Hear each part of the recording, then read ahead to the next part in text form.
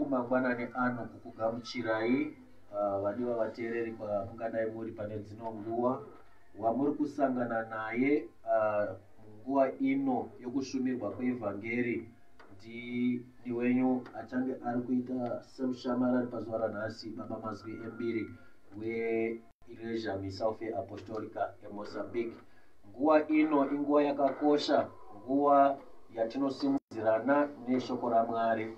Mangwanani ano taita rombo rakanaka, tine vatishanyira vachatipa shoko raMwari. Tinofara mangwanani ano kugamuchira baba namai mufundisi Faera veMissão-Fé Apostólica vanobata vari kuAssembleia inonzi Centro de Solução Divina. Mwari wekudenga avaitire zvakanaka. Tinofara nhasi wauya namai mufundisi. Regai nditange kupa mai mufundisi wasvike pavanozisa vateereri. Mwari wekudenga atiitire zvakanaka. Mangwanani mose muzita raJesu. Toda kutenda Mwari mangwanani ano nekutipa upenyu. Ndakumukwadzisai mose muzita neropa raJesu. Amen. Izwai kukwadziswa zuva ranhasi, iwai nezuva muzita raJesu. Amen.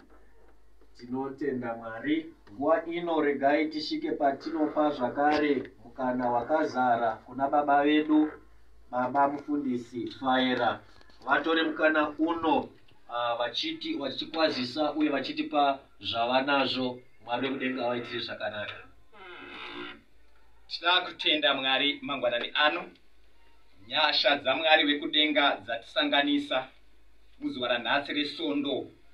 Mwari wate zvakanaka. Ndoda kunzwa kwazisa wese wateereri newari kutinzwa.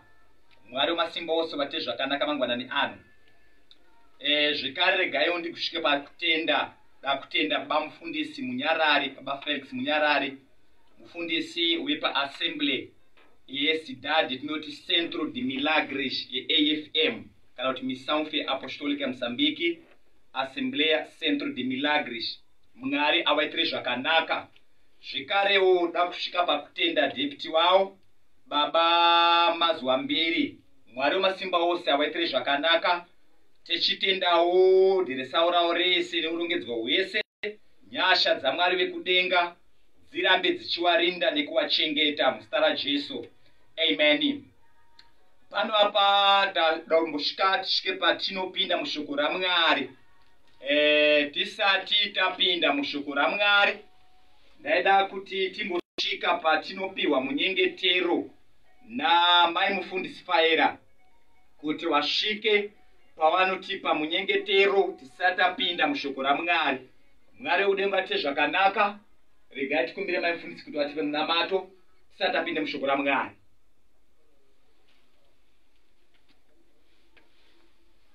Tinamati makatendeka Jehovha muridzi wozvose. Yes, Lord. Muzodziwa wenyu amira kuda kushumira shoko. Baba wangu, shoko rinobva kwamuri.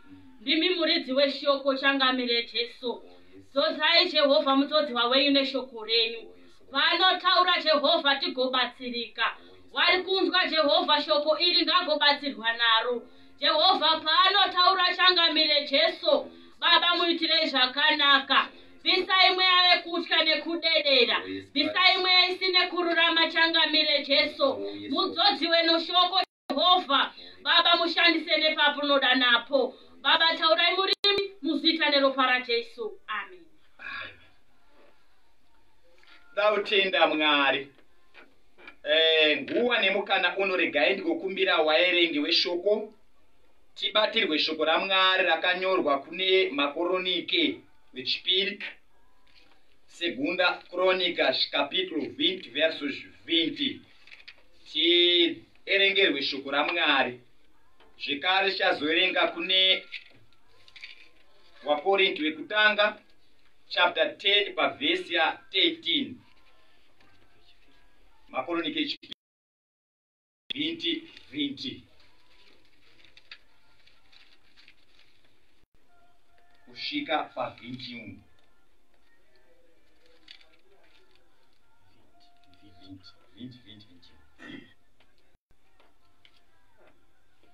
Chawerenga shoko raMwari kubva kubhuku ramakoroni chipiri chapter 20 mukati 20. Iyo vakamuka mangwanani ndokubudira kurenje reTekoa. Zvino vakati vachibuda, Jehoshafati akamira akati, chindinzwai imi vaJudha nemi mugere Jerusarema, tendai Jehovha Mwari wenyu mugosimbiswa. Zukururai mazwi wawo. Chindinzwai imi vaJudha. Tendai vaprofita. Okay. Jehovah. Tendai Jehovha Mwari wenyu mugosimbiswa. Tendai vaprofita vake mugokunda. Alright. 21. Zvino vakati vanhu akagadza vaifanira kuimbira Jehovha nokurumbidza nenguo tsvene, vakafamba pehondo vachiti, vongai Jehovha nokuti nyasha dzake hadziperi. Tinotenda. Tierengerwe zvekare tsamba kuvaKorinti wekutanga chapter 10 verse 18. VaKorinti vekutanga chapter 10 pavhesi 13. Hakuno muidzo wakakubatai imi wavanhu vose, asi Mwari vakatendeka haanga kuti muidzwe kupfuura pamunogona napo. Tinotenda. Muzita raJesu. Amen. Amen. Tinoda kutenda Mwari neshoko nekuerenga. Mwari vekudenga wate zvakanaka pavhesi dzaimba pano. Nhasi uno ndadambofamba nemusoro weshoko wendakati iwo pachiputukezi, crede no Senhor vosso Deus e estareis seguro. Pavhesi yandadzokorodza kuerenga kumakoronike inoti, tendai kuna Jehovha mugogara zvakanaka. Pachiputukezi inoti, crede no Senhor vosso Deus e estareis seguro. Amen. Ndaida kuti tifambe nawo mangwanani ano kuti pazvinhu zvese zvingaitika muupenyu hwedu zvakanaka. Tendai kuna Jehovha Mwari, tinokunda matambudziko. Tendai kuna Jehovha Mwari, tinokunda zvirwere. Tendai kuna Jehovha Mwari, tinokunda nhamo dzese dzingauya muupenyu hwedu. Saka shoko randinaro mangwanani ano, ngatitendei kuna Jehovha Mwari pazvinhu zvese zvingatisimukira, even matambudziko kusangana nawo. Shoko randinaro mangwanani ano, tenda kuna Jehovha Mwari, tinowana kukunda muzita raJesu. Amen. Amen. Vhesi yaterengesa pano inyaya emumwe murume angari mutungamiriri ainzwi Jehoshafati. Jehoshafati achitungamirira nyika yainzwi Israeri kana kuti vaJudha, ari mambo waIsraeri. Shoko raMwari pavhesi ya20 vhesi pa chapter 20 vhesi ya1 yobva iyo, waMoabhi nevamwe wana vaAmoni nevamwe vaMeoita vakasongana hondo dzavo, vakauya kokomba vaJudha vachida kuvaparadza zvechose. Shoko iri rakasvika kuna Jehoshafati samambo. Jehoshafati achigamuchira shoko rekuti nhasi takombwa, vaAmoni navaMoabhi nevamwe vaSiria vaungana kuti vauye kutiparadza. Shoko raMwari rinobva rati iro, kutya kukuru kwakapinda muwana vaIsraeri, kutya kukuru kwakabata vaJudha, kutya kukuru kwakabatawo mambo Jehoshafati. Wabatwa nekutya ikoko, shoko raMwari rinoti iro, Jehoshafati akatsvaga kusangana nachiso chaMwari. Jehoshafati akatsvaga Mwari. Ari pakati pekutya ikoko, ari mukati mekutya nekuvhunduka ikoko, akaenda kotsvaga chiso chaMwari. Yes, Lord. Akabvunza vaJudha akati, handei kuvapirisita waMwari tondotsvaga chiso chaMwari. Nemangwanani ano kunyangwe hondo dzikatiurira, Yes. kunyangwe matambudziko akatiurira, kunyangwe chirwere chabata pasi rese chingauya chichivhundusa pasi rese, shoko randinaro kuti handei kotsvaga chiso chaMwari. Pazvinhu zvose zvetinosangana nazvo, handei kotsvaga chiso chani chaJehovha Mwari. Kana tikasangana naMwari tasangana nezvese, kana tikasangana naMwari tawana zvinhu zvese zvitingada kuwana muupenyu. Jehoshafati ataurira vaJudha hande kusangana naMwari. Shoko raMwari rinoti Jehoshafati akatema chirevo akati, muJudha wese nhasi ngatipindei pamunyengetero, ngatipindei pamutsanyo titsvage Mwari. VaJudha wese vakazvinyima zvokudya vakatanga kutsvaga Mwari. Hama yangu, tarira uone zvinoitika pano. Yeah. Vanhu vafesana nehondo, kunzeko voenda kotsvaga kotenga zvombo zvekurwa nazvo, Yeah. kunze voenda kotsvaga nhumbi dzekurwa nadzo, kunze voenda kuti ngatitsvage masoja aungane toenda korwa. Akati ngatitsvage chiso chaMwari. Praise the Lord. Vanhu vafeswa nevavengi, mabhazuka nemagranada autozwika kuti ari kuuya, vatokombwa. Kunze vokuti vagadzire magranada kuti andekorwa, akati ngatitsvage Mwari. Hallelujah. Praise the Lord. Praise the Lord. Ngati urumboonere kuti wasangana nechirwere, Yeah. wasangana nenhamo, kunze vekumhanya voenda kotsvaga mapirisi, woti ngandimbotsvaga Jehovha Mwari. Praise the Lord. Saka uchinzwa shoko kune vaKorinde rekutanga chapter 1 verse 18 rinoti shoko remuchinji paupenzi. Hello. Hallelujah. Shoko remuchinji kwachii zviyezvi upenzi kune vanoparadzwa. Yeah. Saka pane zvinhu zvinofanira kuti zviitwe nemunhu anotenda Mwari, Yeah.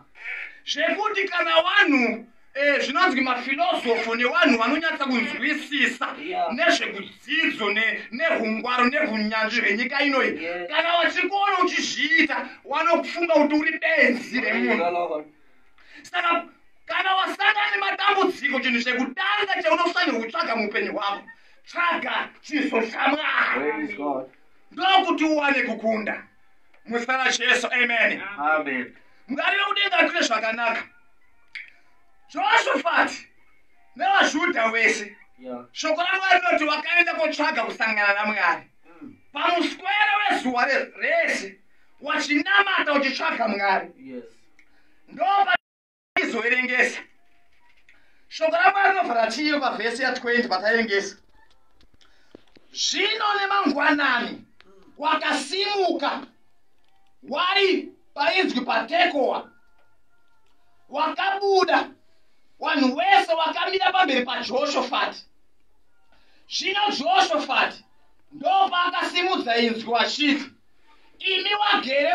imi wagari vemuJerusarema, tendai kuna Jehovha Mwari, Praise the Lord. muchararama zvakanaka. Hallelujah. Uri kuona kuti vanhu vakombwa nehondo, pfuti dzatova já estão apontados com armas, Hallelujah. já estão cercadas com armas dos inimigos. Praise the Lord. E o rei levanta e diz: Senhores, crede no vosso Deus e vocês irão viver seguros. Significa a sua segurança não estava nos seus armamentos, a sua segurança não estava nos seus soldados, a sua segurança não estava no seu poderio de armamento, nem no seu arsenal, mas a sua segurança estava no seu Deus. Hallelujah.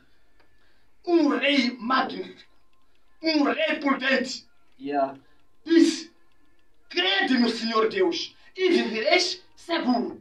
Tendai kuna Jehovha Mwari wenu, munogara zvakanaka, munorama zvakanaka. Hallelujah. Kunyangwe nemwaka watapinda sangana dambudziko amadzangu, Hallelujah. takombwa nechirwere cheCovid. Ndauya neshoko kwauri mangwanani ano, tenda kuna ani zviya, kuna Jehovha Mwari, uchagara zvakanaka. Chendauya kutaura mangwanani ano, tauya kukupurufa. Yeah. eu apenas vim te provar com a palavra de Deus a inteligência que o rei Jeoshafat fez. E eu quero compartilhar essa inteligência para os nossos dias atuais. Temos pisa mazuete kuraramanas. Amen. Takombwa nechirwere chekuti pasi rese ratovhunduka. Yeah. Zvikoro zvatovharwa nemasheshe atovharwa. Yeah. Chasara kuvharwa panapa ngezvekuti musaende kumisika nemurodhi musaende. Yeah. Nekuti pasi rese ratovhundutswa nechirwere. Yeah. Asi shoko rendinaro mangwanani ano, tenda kuna Jehovha Mwari kuti urarame. Zvaprovwa o que está se a provar nesses dias. Yeah. É que não é a ciência que nos faz viver. Amen. A ciência é boa, não estou a repudiar ela. Amen. Mas ela por si só não faz você viver. Praise the Lord. A medicina é boa. Se ficarmos doentes, temos que ir ao hospital. Não estou a proibir você ir ao hospital. Mas apenas quero provar uma coisa. A medicina vai ser funcional. Medicina inokushandira kana Mwari akasimuka pachigaro chawo. Amen. Otaura pamusoro peupenyu hwako kuti rarama. Hallelujah. Covid ichiti munhu ingafe, Mwari oti rarama. Yeah. Unoona here kuti nyika dzine zvipatara zvakati zvinosimbwa, Yeah. nyika dzine zvipatara zvine madhokita nehuchenjeri hwepamusoro wari kufoiniswa neCovid. Yeah. Kwete kuti havagoni ba. Kwete. Yeah. Asi zvinomboprufa kuti upenyu hwetinorarama haubve muhungwaro hwewani. Praise the Lord. Upenyu hwetinorarama hunobva kuna ani zviya, kuna Jehovha Mwari. Saka taisoimba techiti kana Jehovha akati hongu, hapana noti kwete. Cheunoda muupenyu hwako ishoko raMwari. Yes. Cheunoda muupenyu hwako, Mwari ngataure chimwe chinhu pamusoro peupenyu hwako. Amen. Ndo zvinoita kuti urarame. Listen to me. Praise the Lord. Listen to me. Ndiri kuona Mwari. Yes. Ndiri kuona Mwari vachiti, baba muchatenga imba, baba wana wenyu vachashanda, baba wana wenyu vachaenda kuchikoro. Yes. Ichi ndo chiono chaMwari kuti vacharorwa. Yes. Mwaka wouya neimwe mhepo yakatakura Covid dzanove. Yes. Yokuti munhu wese ari munyika ino akasangana nayo arowa. Yeah. Yeah. Ya, kwauya dambudziko rafesana nazvataurwa naMwari.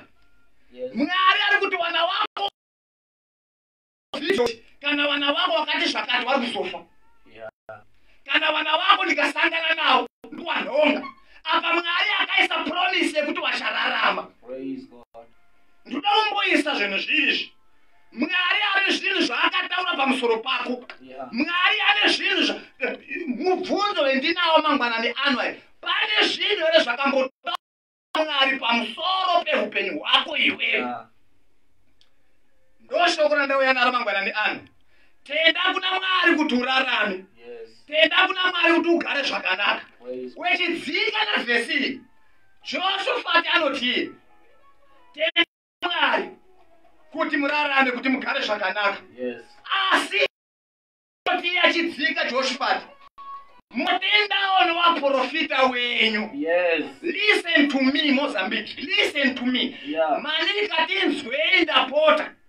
Jehoshafati anotanga achiti, credeis Senhor vosso Deus para que vivam seguros. Yes. Tendai kuna Jehovha Mwari kuti murarame zvakanaka. Achidzika nemashoko ano, tendaiwo newaprofita wenyu. Amen. Tendaiwo nemashoko anorebwa newafundisi wenyu. Amen. Ndokuti mukunde. Praise the Lord. Hallelujah. Amen. Tikawana mwe mukana remazuva kuti unoziva kuti pasimba Mwari simba raMwari raonekwa simba raMwari. Simba raMwari munogona kurinzwa mese kuti tikunzwa Mwari ari kufamba pano apa riri kuwaya waya.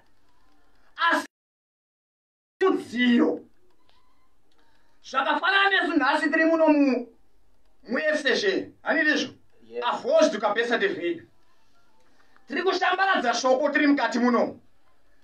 Asi kuti risvike pauri panoda mudziyo, pane chimukombo pano apa. Hallelujah. Hello. Tine chimukombo chiri kutakura mashoko neuri iwe kwauriko zveshe unewo chinhu une chireceiver. Yes. Chiri kuita kuti ugamuchire shoko. Saka chinoita kuti ugamuchire shoko ndiwe unovhura nzeve dzako. Praise the Lord. Asi chinoita kuti shoko risvike pauri tenda kune Jesu. Praise the Lord. Kana ukasatenda kana ukasasintoniza ari kune Jesu shoko retu kutaura pano hauribati. Adrinezere munhu. Amen. Ruzikani. Iwe kana urutinzwa nekuti wasintoniza ri radio communitaria Jesu ndo yawabata. Avoid kapesa de faith. Yes. Saka ndo pakuya neJoshua manje atendai kuvaprofita wenyu. Yes. Shoko raMwari haugoni kurinzwa kana ukasasintoniza ari waranda waMwari. Hallelujah. Saka ndo pari kunzwi naJoshua kuti ngatitende kuvaprofita wedu. Yeah. Pane zuva rakamodzidza ndichiti Mwari wedu wakarongeka. Ndoda kumboedza kutsanangura apa kuti tenda kuvaprofita wenyu, tendai kuvafundisi wenyu, Yeah. tendai kuvanhu vaMwari. Ndakamochitaura ndichidzidzisa ndichiti unoona here kuti kurongeka kwakaita empresa inonzwi Coca-Cola Yes. kana naDozhem aya, even kana ukaita mari dzako dzakawanda wane mabhotoro awo epaCoca-Cola, wane mabhotoro awo yavanoshandisa. Saka iwewe samunhu anoda Coca-Cola, kana unayo mari kumba kwako yakatowanda, Yeah. utori bosi ane mari, wakuda kunwa Coca-Cola ukatakura bhotizha rako re23 redu remaheloni aya akaita amarero aya, ukaritakura ukaenda paCoca-Cola ukati ini ndine mari 20 mijau semijau mupaketi unayo, wechiti ndisire Coca-Cola mubhotizha rangu iri, wanokurambira pachena. Yeah. Yeah. Wanokurambira pachena kuti mari munayo, asi kana muchida Coca-Cola tinomupai muzvitini zvedu. Oh yes.